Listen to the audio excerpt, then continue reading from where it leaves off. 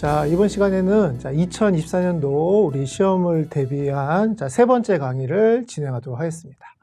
자, 이 동영상을 처음 보시는 분은요, 앞에 첫 번째 강의랑 두 번째 강의를 먼저 보시고 이 동영상을 보는 게 도움이 될 것입니다. 자, 오늘은 그 새로운 시험 과목 중에 하나인 Financial Accounting 코어 과목에 대해서 잠깐 설명을 할게요. 자, 일단 우리가 기존의 Financial Accounting을 수업을 수강하셨거나 이미 교재를 갖고 계신 분들이 2024년도에 우리 FAR 코어를 준비할 때, 어떤 부분이 제외되는지를 알고 계셔야 도움이 되기 때문에, 그 내용을 설명드리도록 하겠습니다.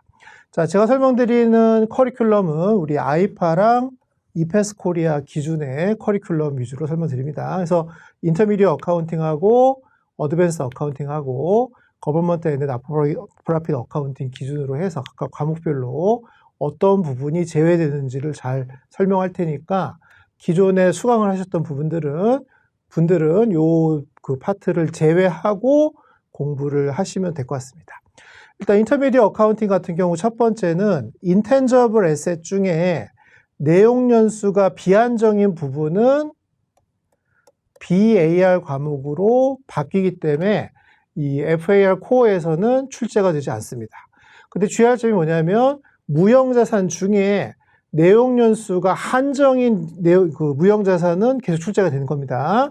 그러니까 특허권이라든가 이런 것들은 출제가 되는 것이고, 그럼 여러분들이 다 알고 계시겠지만 내용 연수가 비한정인 가장 대표적인 무형자산은 굿윌이죠, 굿윌. 그래서 영어권은 출제되지 않는다고 보시면 되고, 자, 두 번째 마찬가지로 리스 회계 중에 레시가 있고 레서가 있잖아요. 그럼 레서에 대한 회계 처리는 BAR로 넘어가기 때문에 FAR 코어에서 제외된다고 보시면 되고, 그럼 기존의 레시 어카운팅은 계속 출제되고 있다라고 보시면 되겠습니다. 자, 세 번째, 레비뉴 인식 기준 중에 좀 어려운 파트는 BAR로 가고요. 한 절반 정도 될 거예요. 그 쉬운 파트 앞에 절반 정도는 계속 출제가 될 것입니다. 그래서 주로 이제 인터미디어 어카운팅 쪽에서 제외가 되는 건 주로 진행 기준과 완성 기준을 논쟁하는 거는 출제되지 않는다라고 보시면 될 것 같아요. 자, 인터미디어 어카운팅은 제가 책을 저술하지 않았기 때문에 페이지를 언급하기 좀 힘들어서 일단 토픽만 알려드리고, 어드밴스드 어카운팅하고 거버먼트 어카운팅은 제 교재 기준으로 페이지별로 설명드리도록 하겠습니다. 자, 어드밴스 어카운팅 5판 갖고 계신 분들은 다음 내용들은 다 BAR로 빠지기 때문에 또는 출제가 되지 않기 때문에 FAR 코어에서는 여러분들이 그 공부를 이제 제외시켜도 되는 거죠. 자, 5장에 있는 스탁 컴펜세이션 페이지는 137페이지부터 157페이지 통째로 챕터 전체가 빠져나간다 보시면 되고, 챕터 7 레비뉴 레코그니션 파트 중에 해당되는 요 페이지만큼은 또 제외하시면 돼요. 자, 챕터 8 같은 경우는요, 현금흐름표가 직접법이 있고 간접법이 있잖아요. 그 중에 직접법이 출제가 안 됩니다. 그리고 간접법은 계속 출제가 되는데, 문제는 직접이냐 간접이냐는 영업활동의 문제지, 투자활동이나 재무활동은 계속 출제가 되고 있기 때문에, 결과적으로는 그냥 직접법 제외하는 건 큰 의미가 없습니다. 또 수업 시간에 설명한 것처럼 그 현금주의를 발생주로 바꿔주는 그 전환 작업은 계속 출제가 되기 때문에 결국 직접법 지식은 꼭 알고 계셔야 돼요. 그래서 현금흐름표는 그냥 계속 한다 이렇게 보시면 될 것 같습니다. 그 다음에 10장에 있는 비즈니스 컨비네이션 중에 그 합병 부분이 있죠. 합병 부분. 합병이 있고 인수가 있었잖아요. 그럼 인수를 통해서 연결재무제표 작성하는 거는 계속 출제가 되는데, 합병하는 회계 처리는 BAR로 넘어갔습니다. 그래서 해당되는 요 페이지에 있는 내용들은 여러분들이 FAR 코어에서 제외된다 이렇게 보시면 될 것 같아요. 자, 마지막으로 정부회계 파트 제 책 6판 기준입니다. 자, 1장이 많이 빠져나갑니다. 그래서 정부회계 중에 거의 한 8, 90%가 빠져나가기 때문에 요 해당되는 페이지 부분은 다 제외해서 나중에 BAR 과목에서 같이 준비해 주시면 되겠습니다.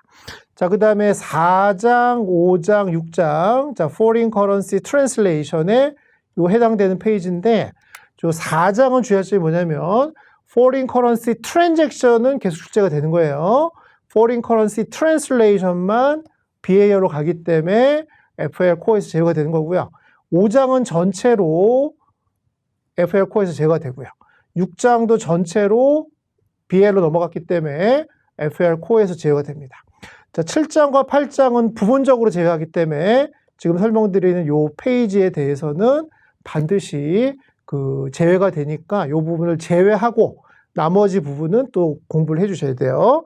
특히 주의할 점이 정부에게 대부분이 빠져나가다 보니까 상대적으로 챕터 2에 있는 비영리 회계가 중요할 겁니다. 그래서 비영리 회계를 조금 더 열심히 공부해 주시고 챕터 3에 파트너십 있었죠.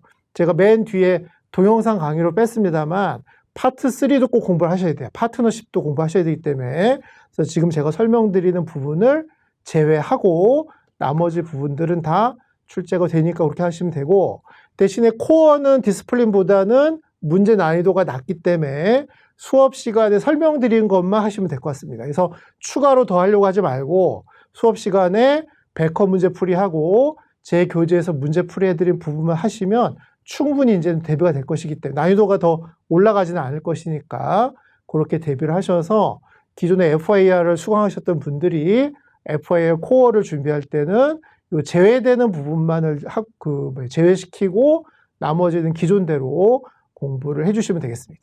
자, 그래서 오늘은 FAR 코어, 기존의 FAR을 수강하신 분들이 어떻게 준비해야 될지를 설명드렸습니다.